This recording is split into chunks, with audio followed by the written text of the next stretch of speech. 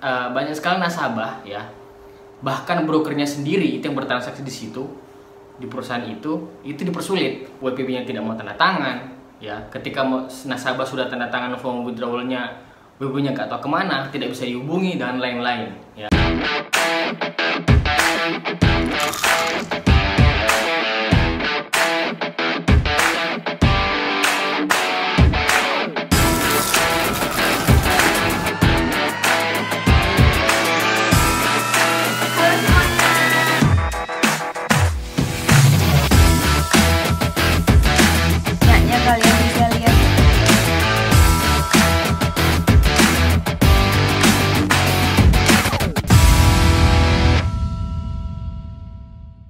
Oke, tes. Nah, bismillahirrahmanirrahim. Assalamualaikum warahmatullahi wabarakatuh teman-teman. Bertemu lagi bersama saya Muhammad Tirasiti di channel Zero to One. Punya setting baru. Sederhana saja, yang penting kita bisa konsisten untuk upload. Oke. Nah, kali ini saya mau membahas tentang untuk kalian para nasabah ya.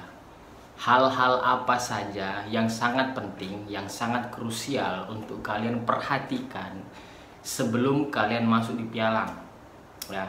Hal-hal ini adalah dari sisi perusahaannya ya. Ini menurut saya sendiri. Jadi menurut pengalaman saya dari dulu ketika saya masih bekerja di pialang, selama saya 2 tahun di pialang ya, ada hal-hal memang yang harus diperhatikan oleh para calon nasabah, yang memang itu wajib kalian perhatikan karena menentukan ya kenyamanan dan keamanan kalian ketika kalian bertransaksi di sebuah perusahaan pialang. Nah, yang pertama kali yang harus kalian perhatikan itu adalah sistem withdrawal ya. Sistem withdrawal ini kenapa penting ya, karena banyak sekali kasus yang saya temui ya, bahkan sampai sekarang masih banyak sekali nasabah-nasabah ya, ataupun para broker yang masih bertransaksi di sana, yang membawa keluarganya ataupun mereka sendiri yang bertransaksi itu mengalami masalah di proses withdrawalnya. Kenapa? Karena begini, ada juga perusahaan-perusahaan pialang yang masih sistem withdrawalnya itu menggunakan otorisasi dari nasabah, wakil pialang, dan kepala cabang ya. Itu masih ada seperti itu. Nah, mungkin sistem seperti itu sebenarnya tidak apa-apa, tidak ada masalah sebenarnya. Yang bermasalah di sini adalah di WPB-nya ya. Ketika mereka nasabah ini pengen WD atau pengen withdraw atau pengen tarik dana, itu mereka sering dipersulit, meskipun mereka pertama kali ketika memprospek nasabah itu mereka berkata bahwa withdrawalnya itu, dana itu masuk itu H+1. Jadi hari ini tanda tangan form penarikan, besoknya sudah masuk di rekeningnya. Tapi tidak selama seperti itu. Kenapa? Karena banyak sekali nasabah ya, bahkan brokernya sendiri itu yang bertransaksi di situ, di perusahaan itu dipersulit.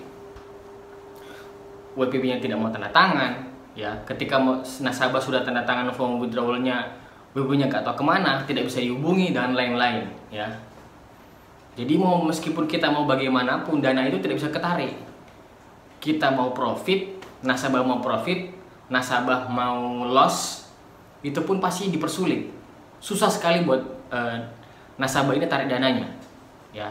Itu hati-hati. Jadi makanya carilah perusahaan-perusahaan yang memang sistem withdrawalnya itu semua online ya, semua sudah online dan tidak perlu menggunakan otoritas dari siapa-siapa, karena itu uang kalian dan itu hak kalian.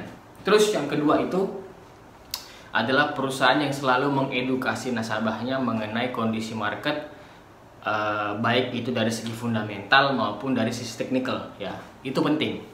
Kenapa? Karena nasabah ini memang harus diberikan edukasi terus ya. Edukasi biar mereka itu sadar bahwa mereka ini bertransaksi ya, bertransaksi di bursa dengan risiko yang besar, dengan penghasilan yang bisa berpotensi besar juga ya, seperti itu. Nah, terus hal yang ketiga, hal-hal yang harus diperhatikan oleh nasabah sebelum masuk di pialang itu adalah brokernya. Nah, ciri-ciri broker yang bisa recommended itu seperti apa sih? Ya, broker-broker yang menjelaskan resiko negatifnya di awal. Itu salah satu indikasi bahwa broker ini aman. Kenapa? Karena kalau broker itu hanya menjanjikan yang namanya iming-iming positif, profit dan lain-lain, dipastikan itu bisa hoax. Ya, kenapa? Karena broker itu tidak menjelaskan tentang risikonya. Dan kecenderungan broker itu tidak peduli dengan dana nasabah. Yang mereka pedulikan adalah nasabah closing masuk dan mereka bisa mencetak komisi. Mereka tidak peduli dengan keamanan dana nasabah. Ya. Karena broker yang biasanya memberikan edukasi masalah risiko dan lain-lain itu mereka tandanya mereka peduli dengan nasabahnya. Kenapa? Karena nasabah ketika rugi, nasabah kan pasti tutup account. Ketika mereka tutup account, ya sudah, mereka tidak mendapatkan komisi lagi. Ya, itu broker-broker yang amanah, yang bisa dipercaya. Kalau cuman broker yang cuman ngasih kita omongan-omongan manis, janji-janji bisa profit, apalagi menjanjikan profit pasti sehari 1 juta dengan transaksi bla bla bla bla. Nah, itu yang berbahaya ya. Harap dihindari, hati-hati. Terus yang keempat, yang terakhir itu adalah produknya. Lihat produknya. Di video di sini ya bisa kalian lihat. Kenapa saya tidak merekomendasi untuk nasabah-nasabah bertransaksi di emas ya. Saya sudah merekomendasikan itu. Kenapa? Karena emas ini kalau menurut saya itu karakternya dia itu tenang, tapi ketika dia jatuh atau dia bearish atau bullish ya, dia jatuh atau dia harganya naik itu naiknya lumayan dalam dan itu bisa menyeret dana nasabah itu sampai kadang 40 poin, 50 poin ya, dan itu bisa bertahan lumayan lama. Kadang bisa seminggu, kadang bisa sebulan, seperti itu. Jadi membutuhkan ketahanan dana yang besar untuk bertransaksi di emas. Beda dengan mata uang. Mata uang itu kan kalau menurut saya itu dilindungi oleh negaranya. Jadi tidak mungkin dia sampai jatuh banget atau dia naik banget. Jadi masih bisa ditolerir lah potensi-potensinya kalau menurut saya selama ini yang saya lihat ya. Jadi seperti itu teman-teman, semoga video ini bermanfaat. Klik like kalau kalian suka video ini dan dislike kalau kalian tidak suka. Kalau kalian merasa bahwa video ini ada manfaatnya, silahkan di-share ke teman-temannya, share ke sosial media, dan jangan lupa subscribe channel ini agar saya bisa cepat monetize ya. Karena saya butuh duit juga biar saya bisa merasakan yang namanya nikmatnya cuan dari AdSense ya.